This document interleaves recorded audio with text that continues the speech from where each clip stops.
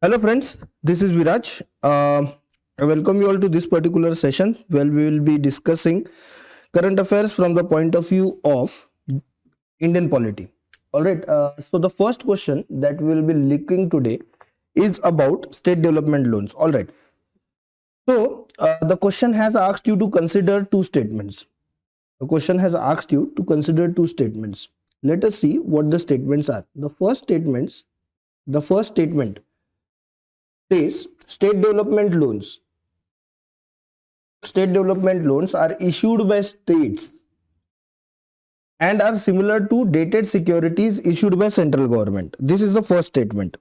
The second statement is as per the Constitution of India, it is mandatory for states to take central government's consent for raising loans if the former owes outstanding liability to the latter. Both these statements are actually right. State development loans are basically, they are basically like the securities. All right. Or what you say in polity, what you say in economics, treasury bills. All right. T-bills. So states directly cannot issue T-bills because the work of issuing T-bills is with Reserve Bank of India, and Reserve Bank of India only and only works with central government. All right, it only and only works with central government. To do away with this particular technicality, what the states have come up with is state development loans. So the first statement is correct. The second statement with respect to whether states have to take permission of the central government or consent of the central government while raising loans, the second statement is also correct. This becomes mandatory. This taking of consent becomes mandatory if the state governments owe debt to the central government. One more thing, if the state governments intend to take foreign loan, even in that case, if the state governments intend to take foreign loan, that is from World Bank or from ABD, Asian Development Bank, or from any other international financial institution, in that case, taking permission of the central government becomes mandatory. So our answer will be C, both 1 and 2. Moving on to the second question. Who is the ex officio chairperson? What is ex officio chairperson? You must have heard this particular term a lot in polity. Ex officio basically means because I occupy one particular office, I also become occupant of another office.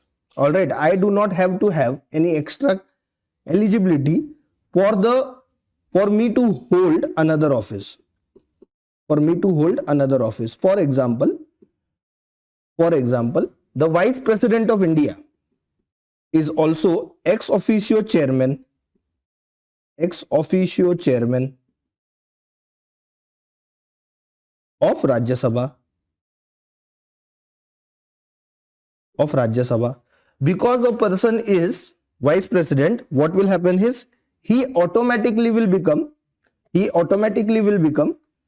the chairperson of Rajya Sabha. So that is what it means. So this question is asking who is the ex officio chairman of National Startup Advisory Council.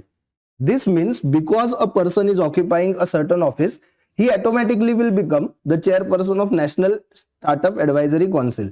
Answer to this particular question is A. Minister of Commerce and Industries. Remember, this particular body is lot in news. All right, because of the emphasis that government of India is paying to startups. All right, ठीक है. Chalo, moving on to the next question. Which of the following are incorrect regarding National Judicial Appointments Commission? Which of the following statements are incorrect regarding National Judicial Appointments Commission? Now, what basically is National Judicial Appointments Commission? So, National Judicial Appointments Commission was brought into existence by 99th Constitutional Amendment Act, and this particular body had to look into appointments of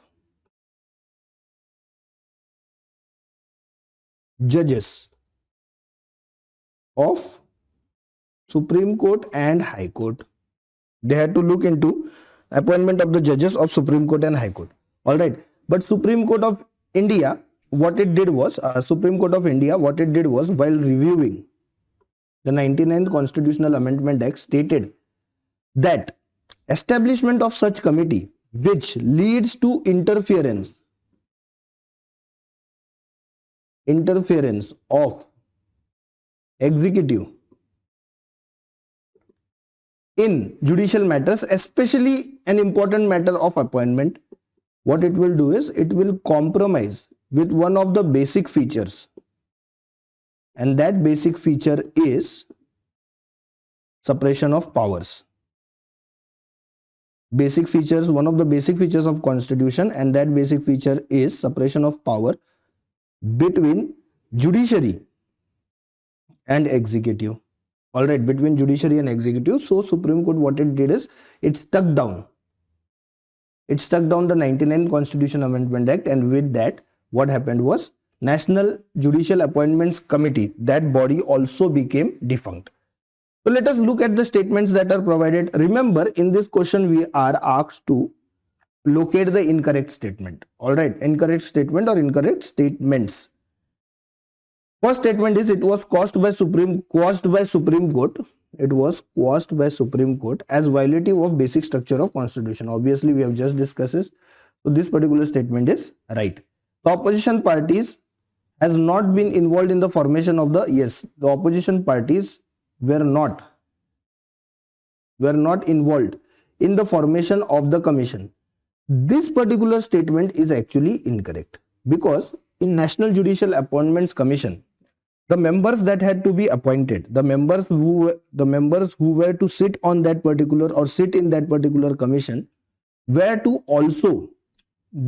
be also considered by the opposition parties. So the view of opposition parties was to be taken into consideration. It was not as if Government of India or the ruling party would have taken all the decisions. So second statement is not correct. First statement is correct. Our answer is only 2. So B is our correct answer. Okay. Now moving to another body that is National Financial Reporting Authority. Just one thing, guys, you are preparing for your prelims this year. It is my request to you all, as a friend, as a mentor, whatever you may feel, it is my request to you all, please go through as many as questions of prelims as possible. It is not possible for you all, it is not possible for anyone to directly perform well in the exam while you are not paying attention to solving MCQs.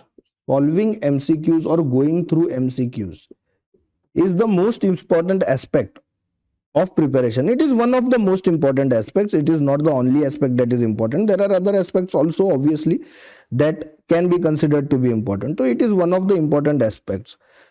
Do not take it for granted कि MCQs है तो हम लोग कर ही लेंगे. That is an attitude which many aspirants carry, especially in prelims examination. The answers are provided to us. What we only need to do is identify them. Yes, you are right with respect to that, but that identification requires you to spend time. All right, that identification will require you to spend time with as many MCQs as possible. Only then you will develop a temperament. Only then what will happen is you will develop a temperament that will help you in finding the right answer amongst those messy thoughts that come to you while you are writing your examination. And take it from me, prelims examination is not a joke, especially in those 2 hours when you are writing your examination. It will be very difficult for you to concentrate. There are thousands of thoughts that come up to you every minute. All right. And if you want to do away with these particular thoughts, what you have to do is you have to learn to concentrate amongst the midst of all those MCQs. And this will only happen if you go through 100 MCQs daily. All right, that is what I am setting a target for you all. Also, it is important for you all to go through PYQs, that is previous year's questions of prelims. Why? Because this will help you to know what UPSC wants you to know. All right. We will continue this discussion, but let us first look at the question that is provided to us. Okay. Which of the following functions? So they are asking us about the functions.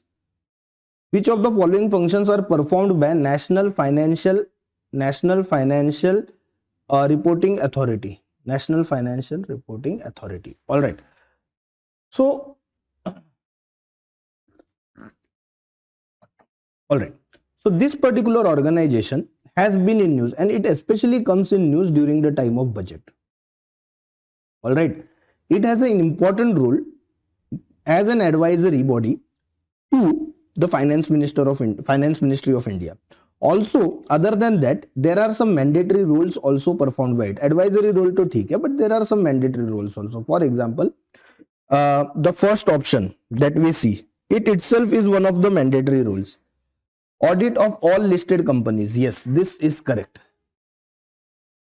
This particular body looks into audit of listed companies in India. Which are the listed companies? Listed companies are the ones that are listed on stock market. All right, so India has two important stock market. One is BSC and other is NSC. All right, in BSC there are 30 companies which are listed, and in NSC there are 50 companies that are listed. All right, so to look into all these companies, to look into audits of all these companies is important. Why? Because these companies, most of them, देखो यहाँ 30 है and here it is 50. Most companies overlap also, no question about that. But these companies are biggest companies in India. All right. Also, they represent different segments in the economy. So when 30 companies are selected to be listed, all right, so one company might be from cement or infrastructure sector, other might be from IT sector, third might be from pharma sector. All right, so what happens is biggest companies of different sectors are selected to be listed. They have to be, all right, they have to be of such value that defrauding done by them would affect a whole sector of economy, and it will lead to destabilization of that sector and hence the whole economy. Destabilization of that particular sector and whole of the economy. So first statement is correct. Second statement, audit of all unlisted companies. This is not possible. All right, India has thousands and thousands of unlisted companies, so auditing all of them is not possible. So second statement is wrong, even theoretically, or if you consider what can be done and what cannot be done, even from that point of view, it is not possible. Third statement, quality audit of private limited companies. This is also not possible. Okay, what is the difference between listed, unlisted and private companies? Okay, so unlisted companies are the ones which are in stock market, but they are not in 30 companies of BSC or 50 companies of NSC. All right, so they are on stock market. You can trade their shares, you can purchase their shares, you can keep them with you, you can sell them. All of that can be done, but they are not in the 30 top company list.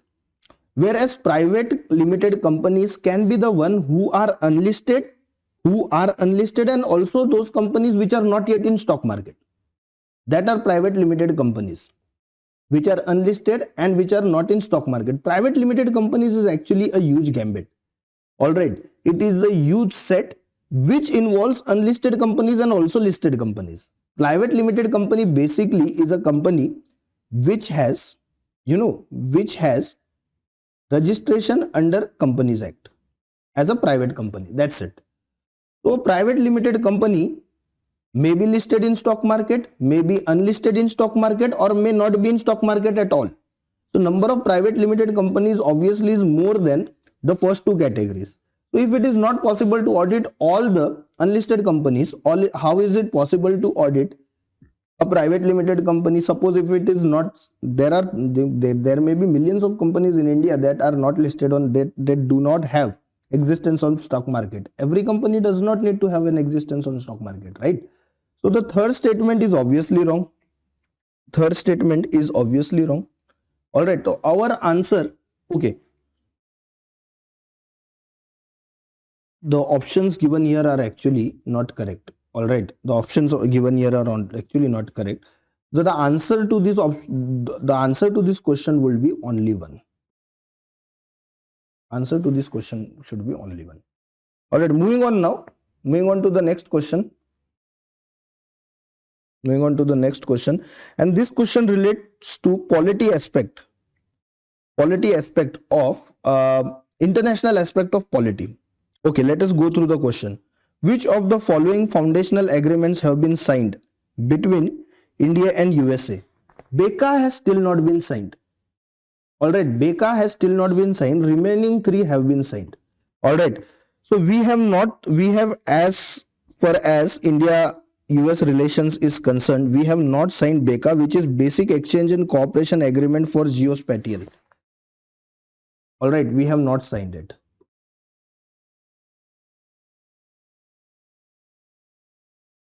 Others, for example, COMPASCA, it has been signed, and COMPASCA relates to, or its full form is Communication Compatibility and Security Agreement. It has been signed. What it does is basically it gives access to each other's communication systems. All right, rest of the two, that is LIMOA and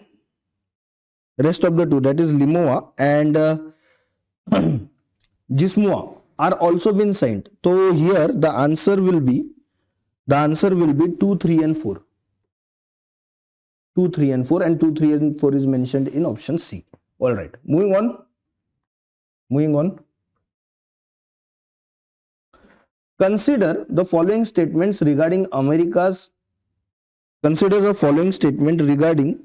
countering America's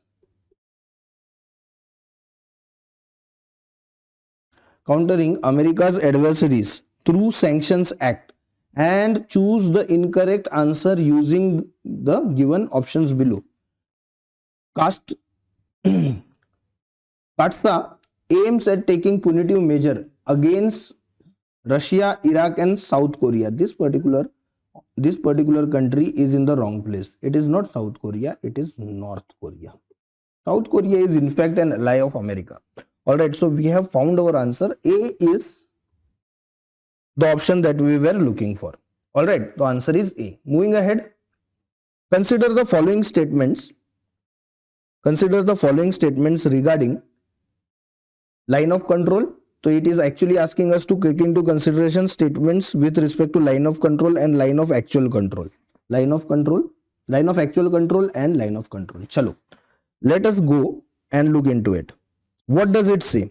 What does it basically say? Acha, I was telling you something about the 10,000. I was telling you something about the importance of PYQs. So what PYQs you will do is, for example, you are studying preamble.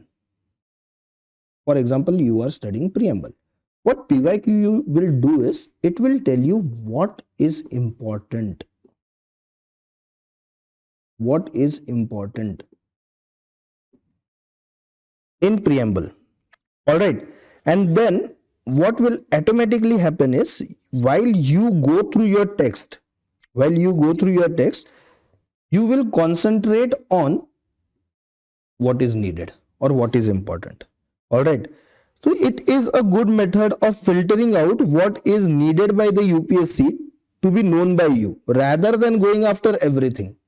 So keep that in mind. UPSC is not something, many people will say everything under the sun. It is not everything under the sun. Theoretically, yes, it is, but it is more of what UPSC intends you to know. So you have to concentrate on the intent of UPSC. Once you get hold of this, prelims is not such a big thing.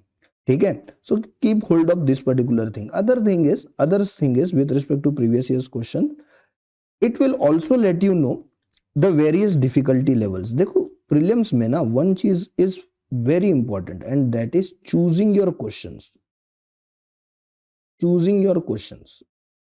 When you have to attempt, if you do not choose those questions correctly, and if you go for, now there is a fad or fashion in UPSC circles that you should attempt all the 100 questions. If you go for this, this for many candidates is sure recipe for failures. You have to choose your questions. So previous year's questions will also make you realize the various difficulty levels and how you have to choose the targeted question. All right, let us come back to the question that we were dealing again.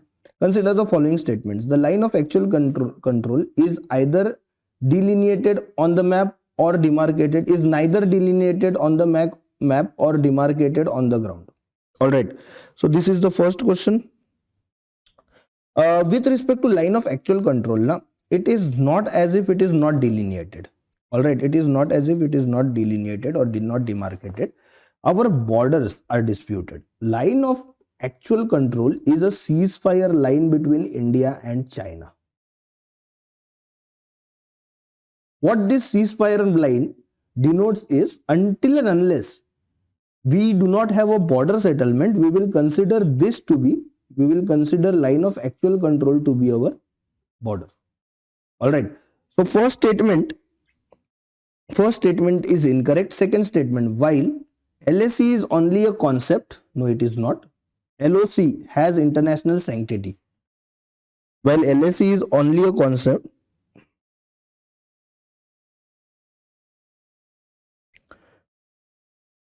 LOC is international sanctity. This particular statement is also incorrect. So our right answer will be D.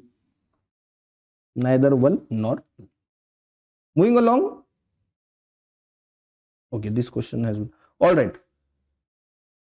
This will be all from my side today. You are being provided with a QR code. You can use this particular code for the purpose of appearing in our online exam. Thank you so much, guys. It was wonderful talking to you. All right, and I will see you soon. Bye.